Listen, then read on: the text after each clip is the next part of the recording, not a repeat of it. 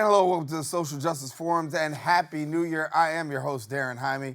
We thank you for joining us. Now, if you're asking the question, what is this show all about?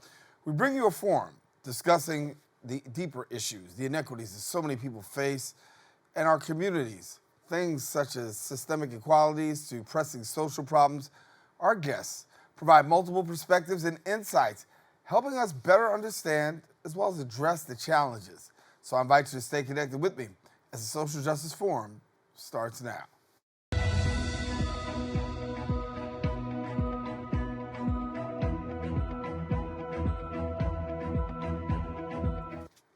And welcome back. TREEage is a youth-led climate advocacy group making waves in New York City since 2019. Their mission, educating, mobilizing, and advocating for a more sustainable and equitable future. Joining me today is the Bronx organizer at TREEage. We've got Matenen Kourouma, and to shed some light on the impactful initiatives as well as the critical issues that they are tackling. Tell me I got the name and the pronunciation correct. It's Matenen Kourouma. Thank you so much, Matena. And just want to let you know that we got you here and glad to have you sharing with us today. Talk to us a little bit about the work here, because when we talk about climate justice, very important. So what's your perspective on climate justice? I think my perspective on climate justice is influenced by where I come from, which is the Bronx. And I think the Bronx has been marked with poverty, institutional racism, and a lot of neglect from the city. So climate justice means that the power plants in the city shouldn't be placed in my neighborhood. Highways shouldn't cut my neighborhood in half, and we deserve clean air. I think climate justice means that the city really has to reckon with the past of the Bronx, and we have to strive for a cleaner future. For yourself, obviously you are an organizer, which means that you're getting people behind you, behind the movement per se. When we talk about the movement and getting people behind the movement, what are you telling people? Well, first, we have to educate people because a lot of it is confusing at first. Because when you want to use the political system to your benefit and you want people to come out for something, they have to understand why they're coming out, why they're leaving their homes. So, first, triage focuses on educating the youth and making sure they know the extent of the climate crisis in the Bronx and the entire five boroughs. And then a lot of it is organizing for um, like I said, a better future and making sure that people know how important the issue is. And how important do you feel this issue is to you? I think it's something that intimately affects my daily life. It's something that I've seen growing up, that I've known intimately. And I think climate change is obviously it's going to affect the generations to come, but it's affecting us now. Um, Triage is calling for green, healthy schools. So we want our schools to be electrified and upgraded, and we want New York to be a net zero emissions district by 2040. And students are in schools now. So we want this for 2040, but we also want it now. And that means that we really have to reckon with who's being affected by the issue the most, and a lot of it is. Yeah. When we talk about young people being involved in social justice, first of all, we give props because there's a lot of young people who are involved in social justice. But when we talk about climate justice, sometimes we don't see the numbers. But you're a person that's actually involved in climate justice, seeing the rise of young people become engaged in climate justice. What's it been taking to get young people more involved, speaking on it, and then also sharing their voice? I think a lot of young people don't know that they can share their voice and that they're supposed to be sharing their voices. So a lot of what we do is making government accessible so that young people know that their representatives represent them, and they're supposed to be able to sit down and have a coffee with the representative, because the representative is supposed to know their perspective intimately. So a lot of it is that a lot of people don't know that they have a voice and that they are supposed to be making their voice heard, because legislation has to reflect every single student and every single young person in New York City.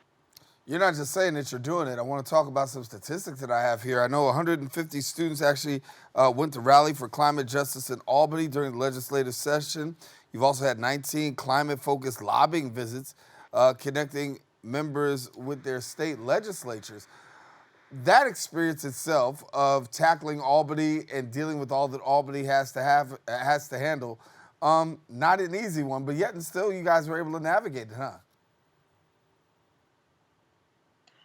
I think that when it comes to legislation and getting young people to kind of grow up, um, a lot of it is knowing that they don't have all the answers. We don't run the government. We don't have all of the intricacies of the system, but we know that for the system to work, our voices have to be heard. And I think that's why a lot of people wanted to go up to Albany, and they knew that if they went up, they would be doing something for themselves and doing something for the entire community that they come from. Yeah.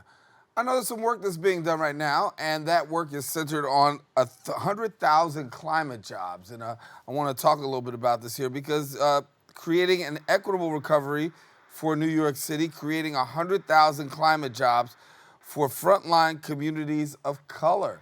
And when we have something such as that, uh, 100,000 climate jobs, if they are created, talk to me about what that would mean and what does that mean to you? So the climate jobs and justice package means that we're creating a roadmap for the entire United States. It means that New York City is going to set the precedent for what the rest of the nation could be.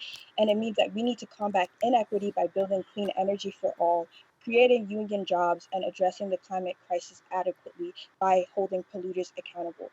So we have had big wins where we've passed the Build Public Renewable Act, which will allow New York State to build publicly owned renewable energy. And we've also created the Climate Action Fund, which will give us the money and the mechanism that will allow the mayor and the state and everybody to put their money where their mouth is. So tell me about your political goals, if you will, in this season. What do you want to see accomplished, and what do you want us to pay attention to? So this season, we want green, healthy schools. We want the oldest and most polluting buildings to be remodeled and reworked. We want 500 schools to be electrified, and we want a net zero school district by 2040. And how optimistic are you that we can see able to see this in the years to come? I think it's not just about optimism. It's about knowing that these changes will happen no matter what, because the people who are fighting now are not going to stop fighting until it happens. And it's about pushing the city and pushing the mayor to really focus on the people who matter. So, with Green Healthy Schools, we know that the mayor has cut billions of dollars from our DOE public schools. Libraries are already shut down on Sundays, and it just means that for our future, we need to be optimistic because we have a mayor that doesn't seem to care. So that means we need to keep pushing for this because it's what matters. Yeah. And so for you, as you're making your push and you're letting people know a little bit more about climate justice, what they need to know about climate change, what's it been like having conversations with other young people about this? I think what it's looked like is a lot of pessimism because we know what we're up against. We know that we're up against money and profit and fossil fuels, which has driven our nation for centuries and has caused us to become as polluted today. So a lot of it is that people are not looking for the happy future, but because they don't know the extent of the work that's being done, has been done. So I think that young people are pessimistic, but I think they are ready, and I think that they know that something has to be done, and if nothing is done, the planet will suffer because of it. So, Bettina, how do people join in on the goals? Right, we know that they're out there. We know what you're trying to accomplish. How does the public play a part in partnering with you to get this across the finish line? I think the public really has to listen to student voices because in the government we see that a lot of the people who are representing us are over 30, 40, 50 years old. So we need the public to hear us and take us seriously. Just because we're young doesn't mean we don't know what we're saying, doesn't mean we don't have voices and mean to use them. So the public needs to first educate themselves and then really look to the people who are being affected so that we can hear and we can learn from each other. For yourself, when did the light go on for you to say, listen, this is something I really believe and I'm becoming passionate about? When did the light go on for you to say, I want to become an organizer? I think the light went on when I learned that where I come from, District 15 is the poorest congressional district in the entire United States. And when I looked at how even the amount of green space we have, the amount of highways, the asthma rates are all affected by this one issue, and it all comes together in this sense of like intersectionality. And I think seeing that and then seeing the effects, like being able to look at them and look at the statistics, but also walk outside and see the lack of green space and how we're being treated, that's what really pushed me to become an organist. So, what do you think is next that we need to be keeping our eyes on, particularly around this time of year? I think around this time of year, keep an eye out for the coalitions who are working towards this, and keep an eye out for the block parties that we are planning. We actually have one next month on January 27th at Sonia Sotomayor Community Center. And we're working in coalition with a bunch of environmental justice networks like the Point CDC, South Bronx Unite, the Bronx River Alliance. And I think look out for the fact that like this work never stops, no matter the time of year. And that's why we can have a block party in the middle of winter, because people will come out and people care. For you, what's the passion? Where's the passion come from? I think it comes from being from the Bronx and knowing that my perspective is unique, because a lot of people look down on the Bronx and they don't understand what it's like growing up here and what it's like to kind of have a very specific experience, being from New York, which is supposed to be the land of opportunity, and not having that opportunity at your hands. So the passion comes from knowing that there are people around me who are just worried about getting by, but I have the chance to speak for them, and I have the chance to use what I know about my experience to bring a new perspective to the table. And what does a greener New York mean for you? A greener New York is one where the mayor can say that he will invest in um, climate justice, that he will to come out outrightly and say that he cares about the future of New Yorkers, and he cares about building public renewable energy, creating green schools, passing the climate jobs and justice package, enforcing local law 97. These are all things that he has never explicitly said. And a new New York needs to come from the people who represent us, and it needs to come from everybody. And so, for people who want more information, how do they go about finding out more information, particularly about the organization? So you can go to our website, which is TREEageteam.org, or you can go to our Instagram, which is where we keep all of our events, our past events. You can see all of the actions we've done in the past and what we're moving towards. Or you can contact me.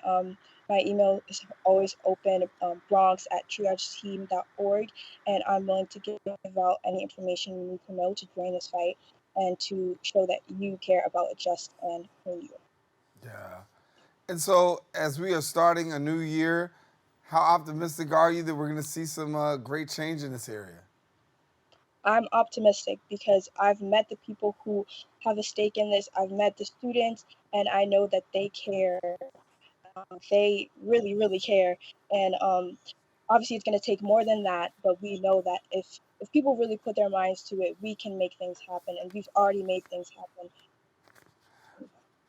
Well, I want to let you know your voice is already carrying. I mean, you really have made a strong statement today, particularly when it talks about climate justice and letting us know that young people are not just on the sideline, but literally at the forefront, making their voice heard and pushing even electeds and the public to be able to take advantage of speaking up and speaking out for climate justice.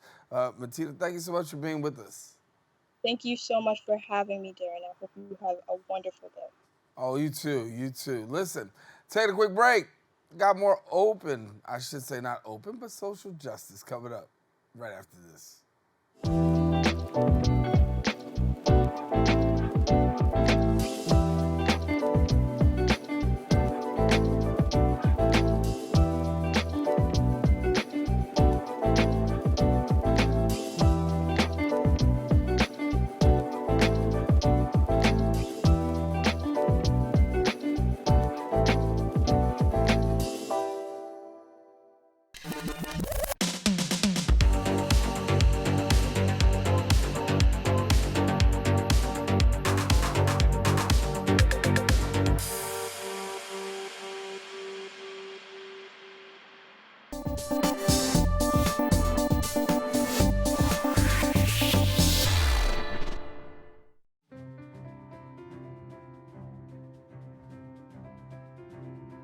I remember when the Bronx did not really have a media outlet properly representing the people of the Bronx. BronxNet provides for the community by being a community where people can be empowered to share their voices. We are in a really great place technologically. We've got all the resources that we need to be effective. Whether it's through cameras, storytelling, editing, we have provided those services for 30 years.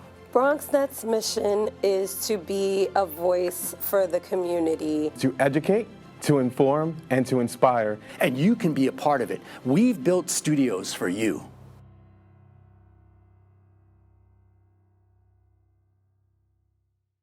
And we are back. For more than 130 years, Eastside House Settlement has become a beacon of hope for those in need. Dedicated to the well-being of the individuals and the families it serves, Eastside House strives to enhance lives through educational, career, and supportive services, creating pathways to a more fulfilling life. Here with me now in studio, I'm pleased to be joined by the Executive Director of the Eastside House Settlement, Daniel Diaz. And good to see you again, brother. Oh, thanks for having me again. Hey, glad to have you as we kick into 2024. I mean, what's it been like for you? 2023 we're wrapping that up right now. We've had a year of building on our programming, and now we're looking forward to 2024 where we could open up some things and have some great ribbon cuttings for some new programs. Yeah. And so for yourself, talk to me about programming this year, because we're in a place where COVID is pretty much, it's not as high as it used to be, but yet and still the need for services you're finding are still many. Absolutely, and I think there's been a lot of change and churn, if you will. So we're an education and workforce development company, and when you look at how many students have decided not to go to school because they were going to be behind a screen, not to go to college, that is, and they were going straight to work, now we're seeing a little bit of a reversal where people are wanting to go to college a little bit more because now it's opened up. Mm-hmm. And so some of our post-secondary programs have been highlighting access to college again, the way that it used to be. Yeah. So talk to me about that high school, college age demographic. How you've been able to service them? Yeah, that's our sweet spot at Eastside. You know, some people, I've never heard anybody say they like working with teenagers. It's either they love them or they hate them. Right. At Eastside, we love them. So our 16 to 24-year-old pop, we serve about 5,500 of those a day. At Eastside House.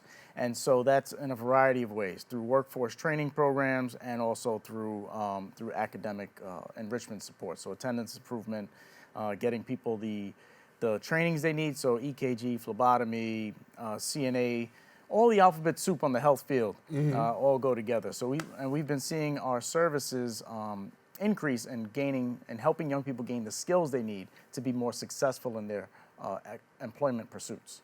We know right here in the borough of the Bronx, we lead in unemployment. I mean, with the unemployment rate.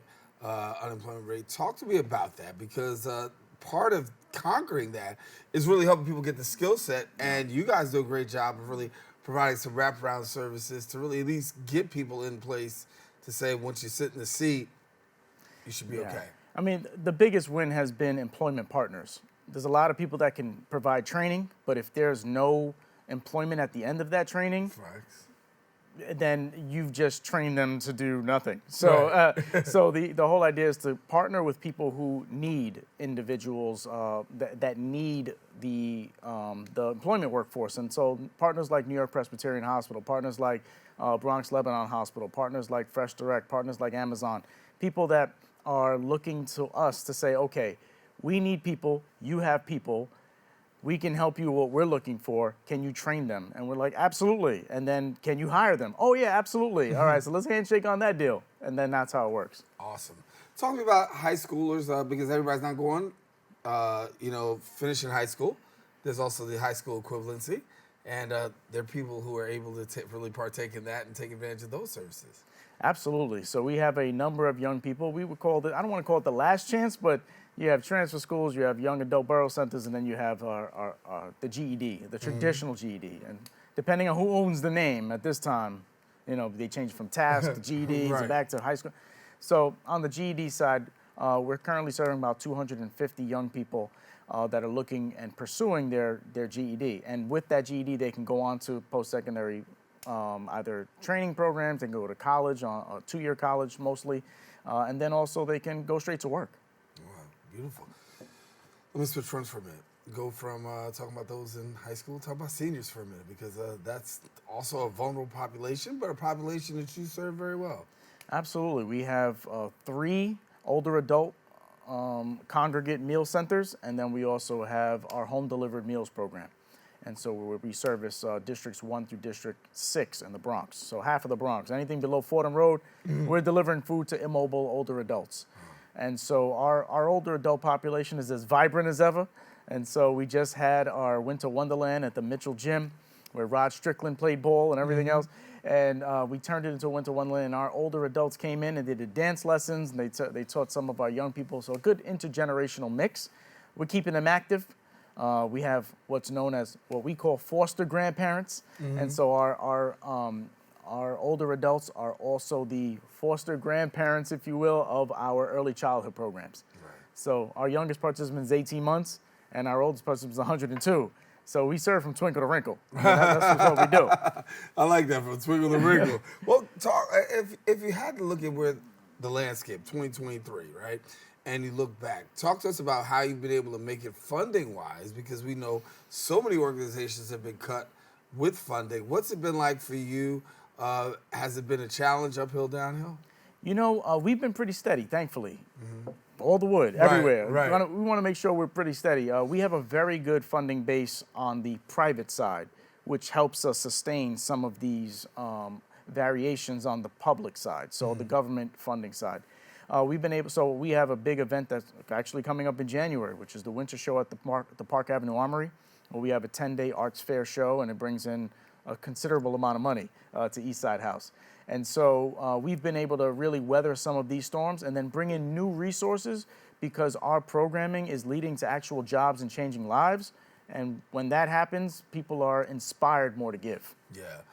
When I think about what's happening now, technology emerging, right? You got AI and ChatGPT, a lot of things happening.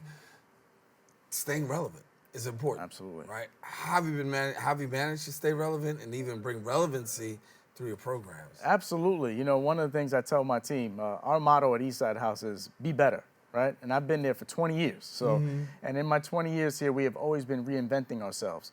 The last thing we want to be is Blockbuster in a Netflix world. That's not something we want to do.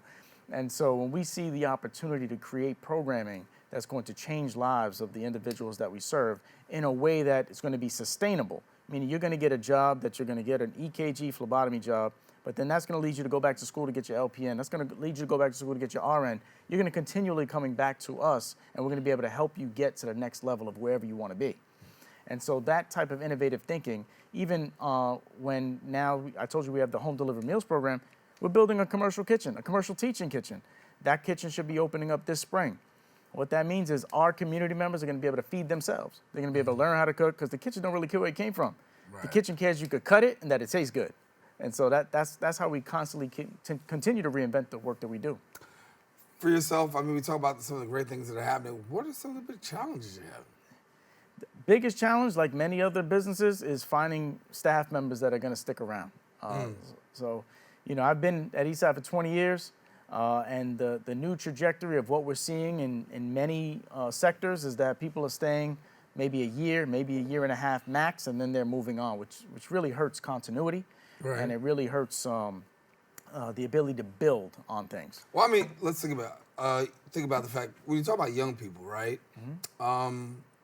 They require consistency, right? If I'm gonna correct, I gotta connect, and so connecting means you gotta be there for a second. So when you're stuck with staffing challenges, how does that impact relationship, and then the bottom line of what you're trying to accomplish? And sometimes I just don't have who I need to have. It definitely gets difficult. What I'm thankful for is that our core team is still there. We've been here for quite a number of years, so I'm happy about that. It's the newer ones that are coming on that are falling off a little bit more rapidly, and so that's been a big struggle. And then also reinforcing and telling the young people that even though said person is not going to be there anymore, we have somebody else, and then their leader that's been there for 10, 15 years is still there. And so we can still show them a level of consistency even when things are tricky. Yeah. Being at an organization 20 years, that's enough to. I had a lot more hair back then, bro. I mean, I think we all do. I had Danny two combs. Listen, I was good. I You know? won't show you the old pictures of me back here. I had hair, had a high top fade. They can probably find it. I don't want to bring it out right now. But listen, when you look at 20 years obviously is a long time. You've weathered some challenges and some changes. Right. As you look towards the future right now, what do you set your eyes on? Well, we set our eyes on our innovative programs. I set my eyes on, being here, what the next 20 years is going to look like while I'm here. I'm not looking to leave anywhere. I'm looking to build on what we've done. So you have the commercial teaching kitchen that's coming. And then we just got approved on October 12th for our charter school. Oh, so awesome. Eastside House is starting our first charter school. That's going to be the first of its kind, where it's going to be a career technical education school for teenagers, so 9th to 12th grade, a high school. And it's going to be focusing on the medical field. And I say this with all sincerity, that's our first charter school that we're going to start. Mm-hmm. There will be others. And so the idea would be to bring workforce, to bring employment opportunities into the high school realm, to teach young people what the value of work is, so that hopefully when they leave our school, they'll have a diploma in one hand, a job offer in another, and be able to then fulfill their family's dreams. So when we look at young people right now, and we talk about this show, which is social justice, right? A lot of people say that young people aren't really that engaged and involved, but with a person like yourself, I know you say different. Oh, they're involved, 100%. I think what people lack to give them is the right platform, right. And they don't value their voice. When a young person speaks, sometimes we correct what they're saying as opposed to amplify what they're saying. We'll say, oh no, if you said it this way, it would come out a little bit better. No, they said it correctly. Like, we're gonna help them along the way, but what they said was correct. And so at Eastside, we try to make sure that their voice is amplified. We make sure that their voice, especially when they're getting around that ripe old age of 18, mm-hmm. when they're ready to click that ballot, that they are registered to vote, they know where their voting spot is, and in most cases, they're in one of our centers. Right. So it makes it a lot easier, and they know what the issues are. And so when they're informed, that social justice, that it just kicks right in. They become more civically engaged, and they move forward, and it's a beautiful thing. Does it make the difference to have a multiplicity of programs for young people, for seniors? I mean, you're intergenerational, right? Yeah. Does it make the difference when you're talking about community engagement?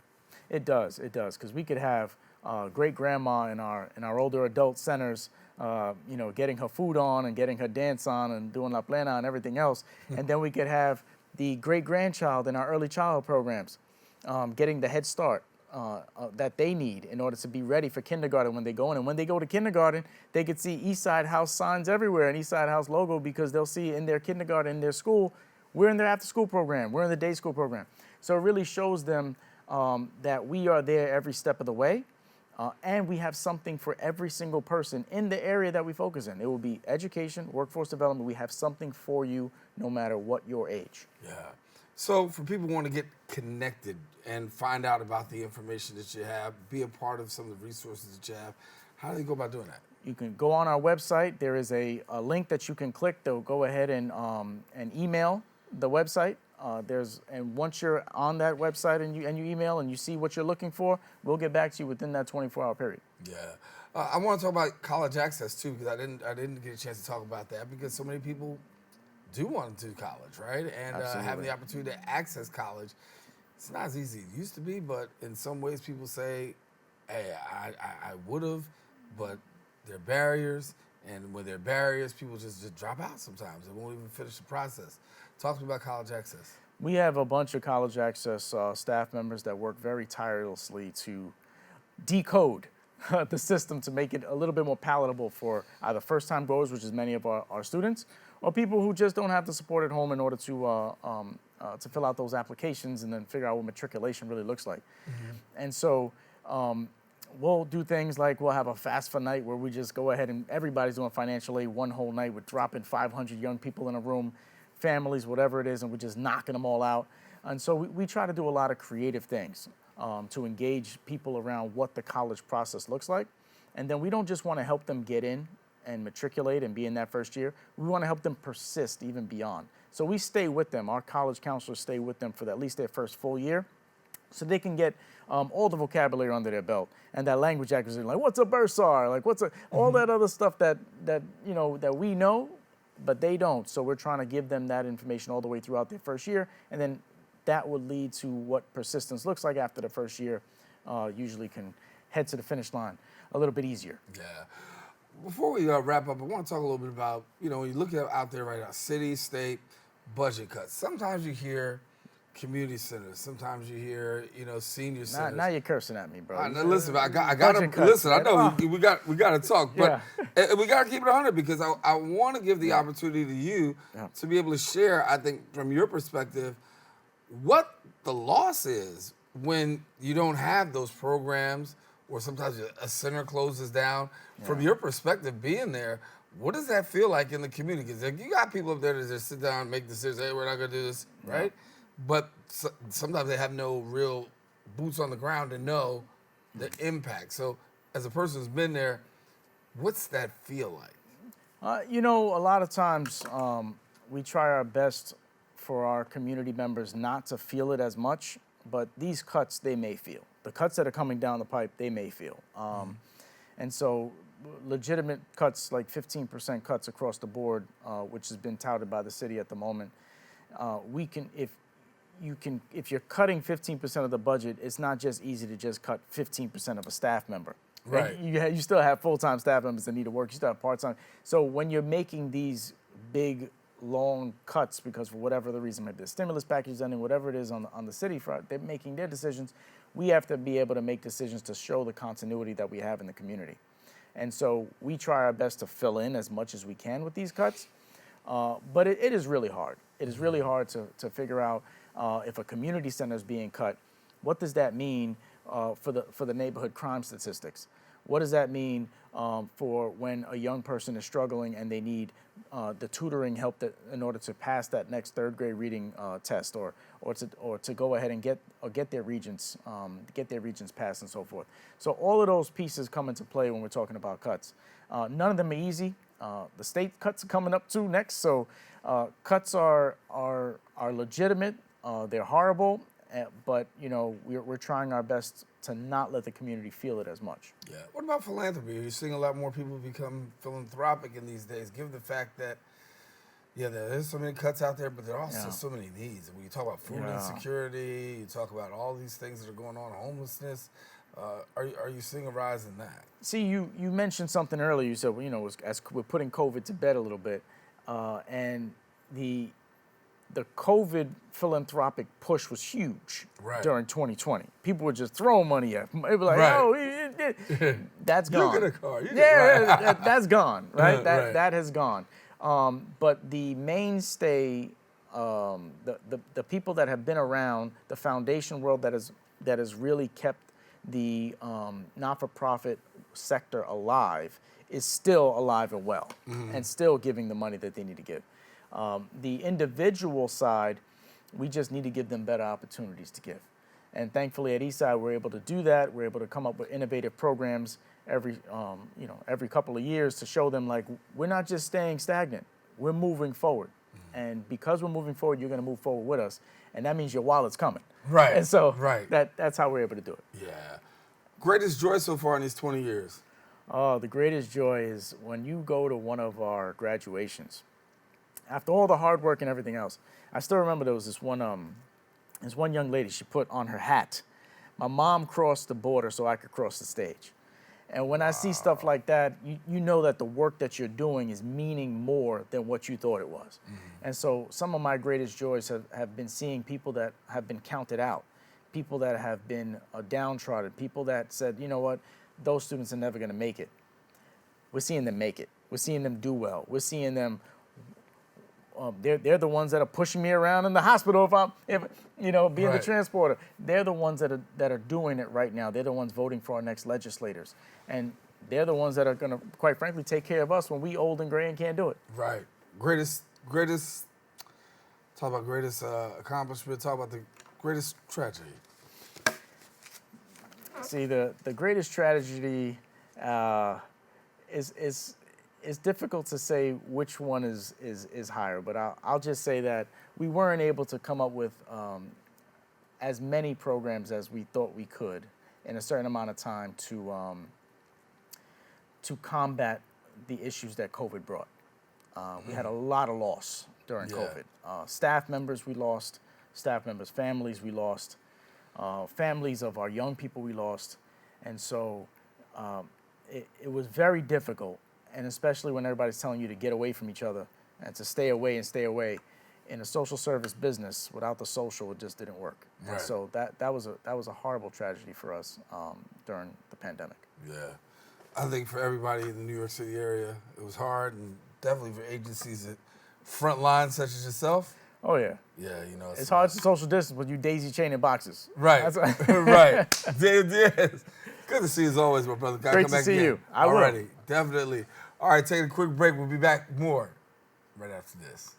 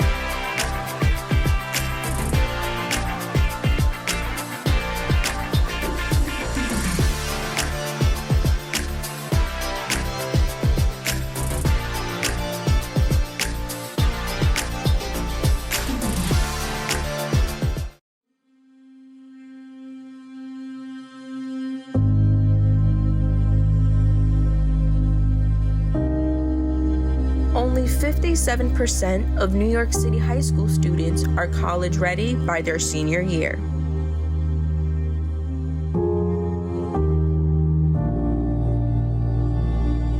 "55% of high school graduates either have no plans to attend college or are uncertain that they will ever attend.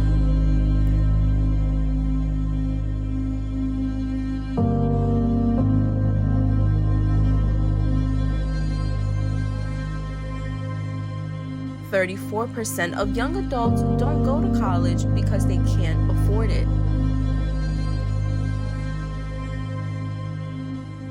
Discover what's possible.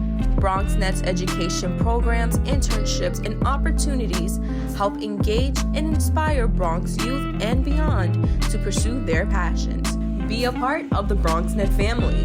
Whether you're interested in our shows, joining a class, or donating to support our mission, visit BronxNet.org to learn more.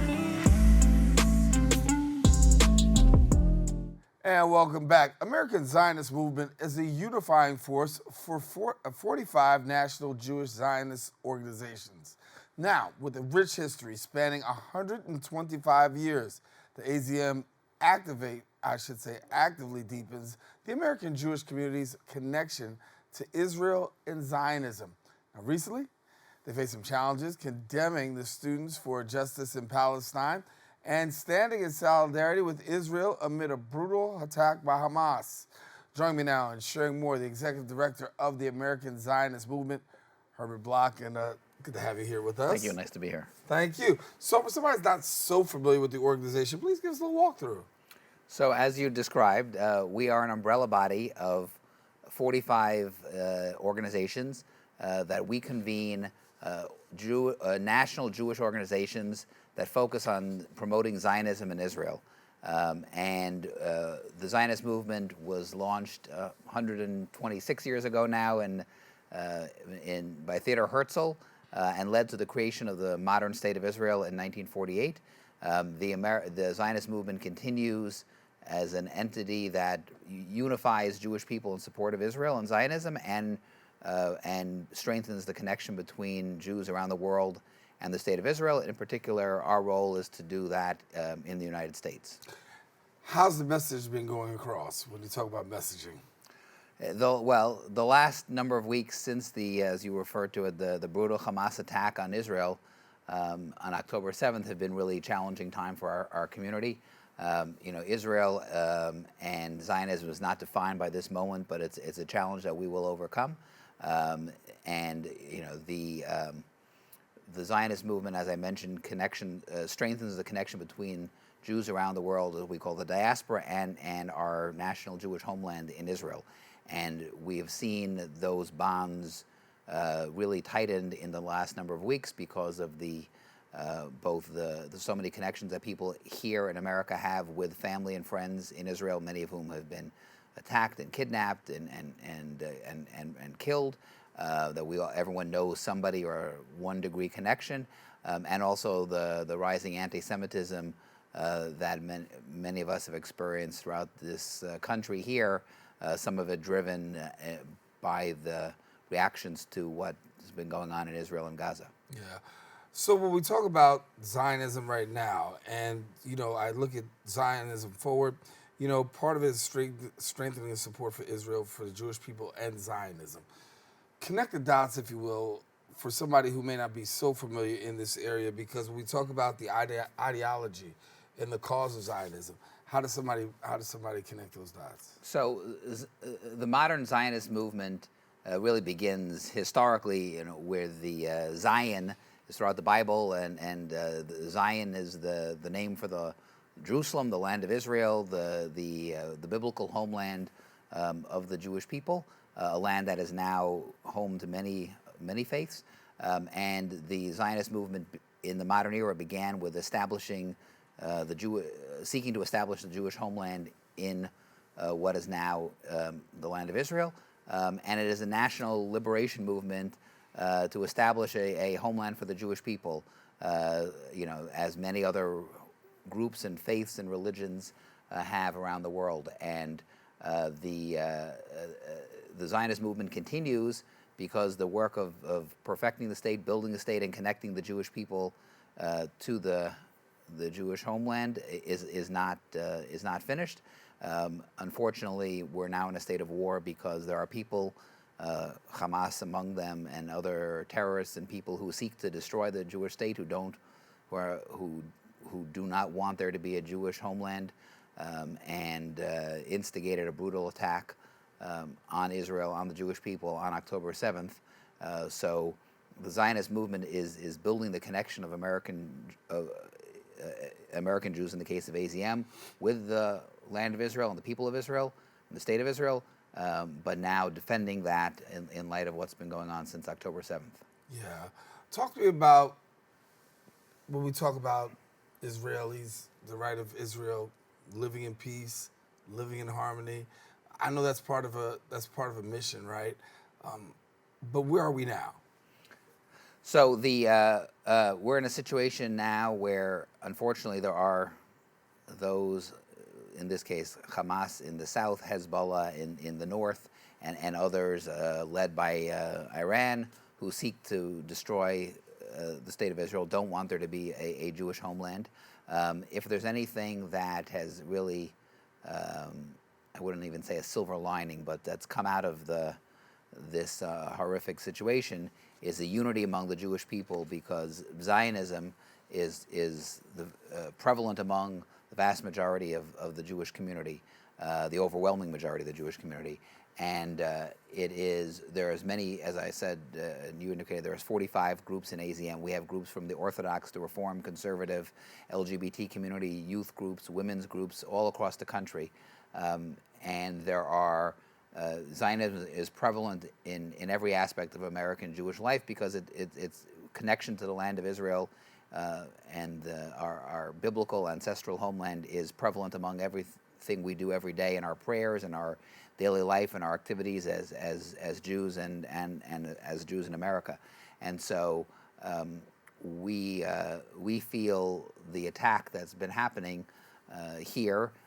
There are people who don't want there to be a Jewish state, and we seek to have a Jewish state that lives in peace with its neighbors, the Arab countries around it, that seeks to live in peace with the Arab and Palestinian residents of the land, with Christians, with others.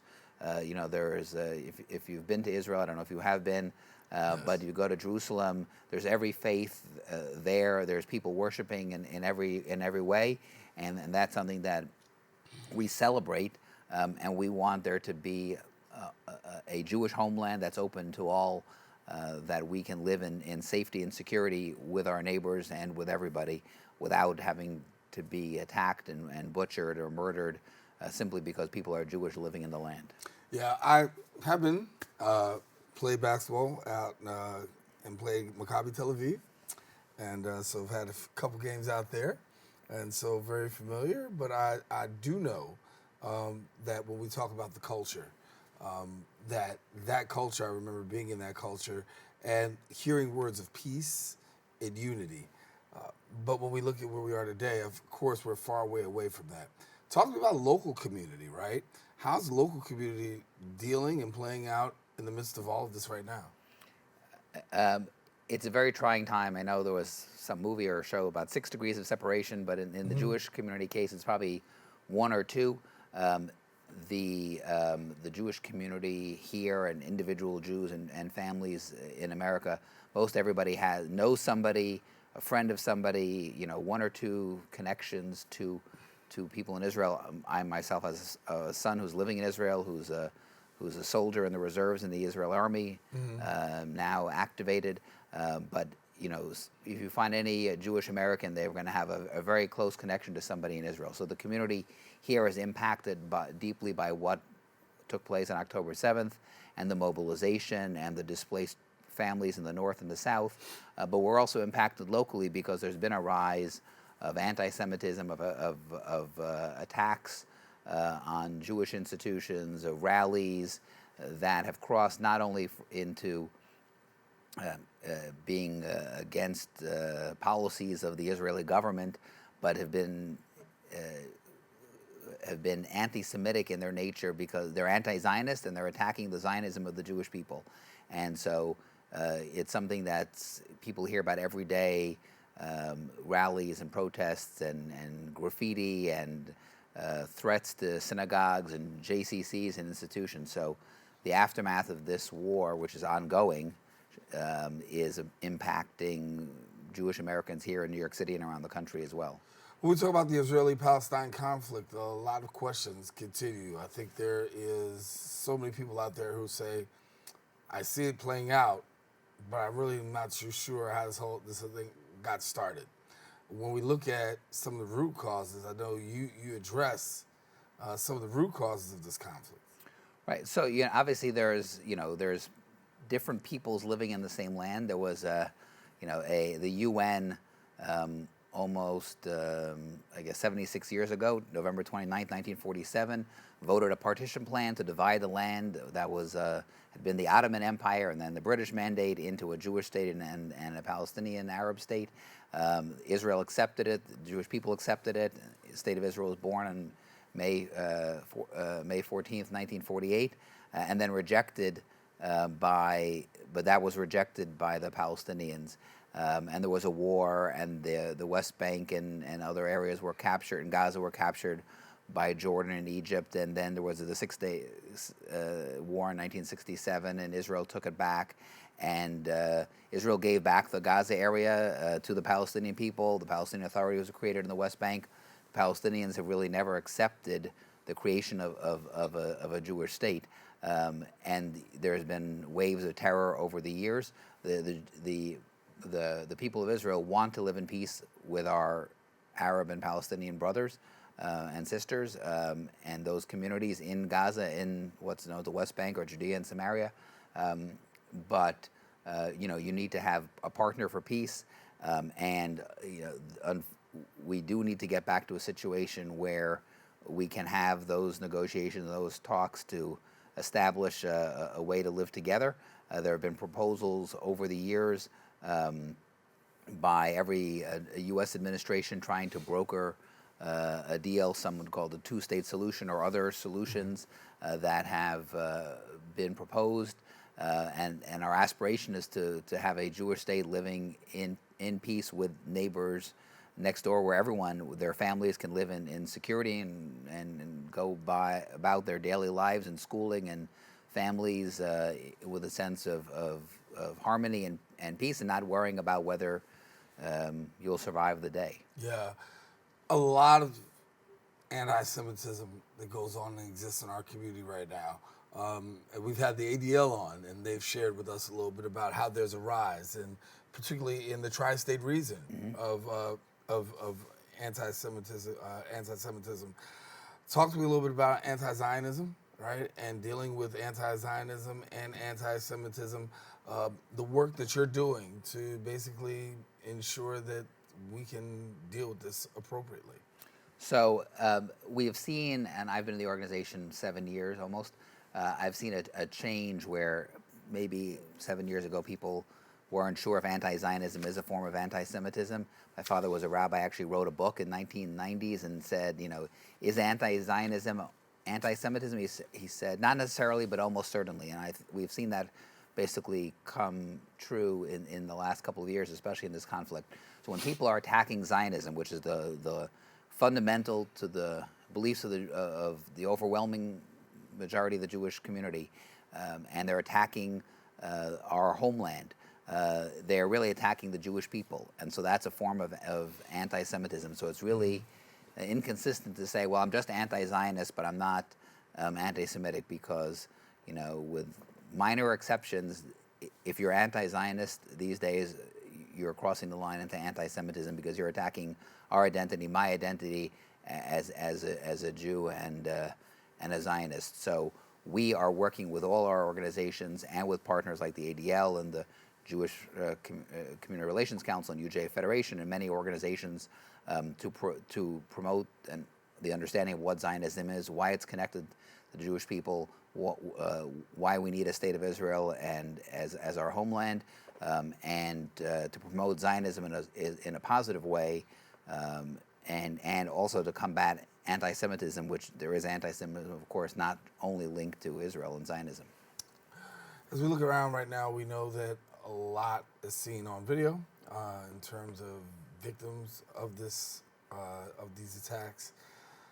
What's been the work being done to support families, victims? Because even though it's international, definitely has a national impact, relatives, the like. So give us a little bit of insight from your perspective on how things have been going in terms of like remembering, dealing, and helping families out and navigating this time. So obviously there have been many responses in America collecting goods and supplies, or plane loads of things that went to Israel.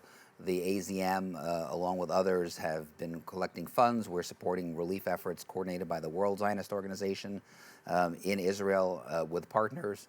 I was there a few weeks ago and saw the situation firsthand, both the aid that's being provided, and the horrors of what took place. Whatever we've all seen on videos, is horrific, and some of it you can barely watch.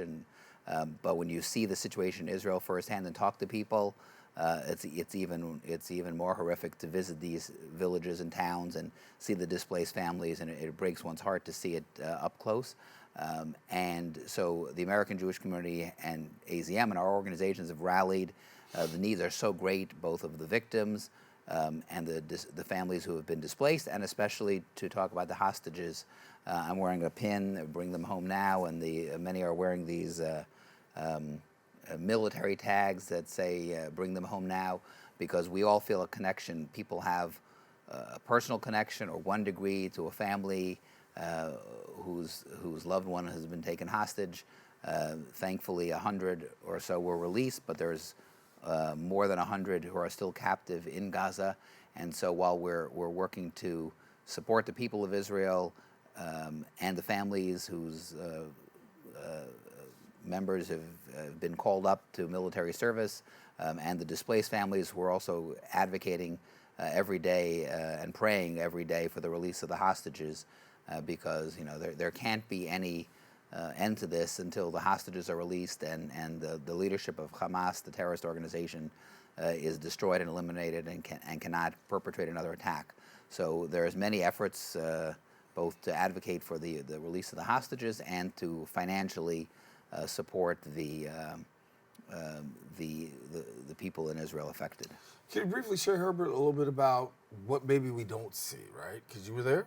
And obviously we get cameras and we can only go where cameras take us. But I always know that there's another story that the cameras don't show. Right. What are we not seeing? So you're not seeing the resilience of the Israeli people. I don't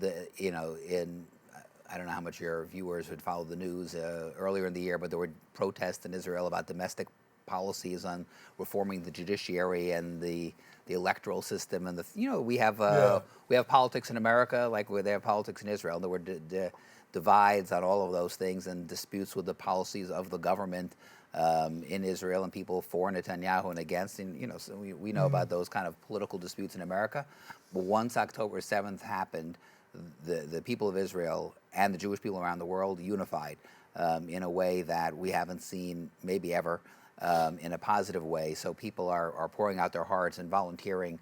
You have hundreds of thousands of displaced people in the north and the south living in hotels, living in temporary apartments who had to flee with the shirt on their back, and the society has rallied around to help them in their temporary situation, provide support.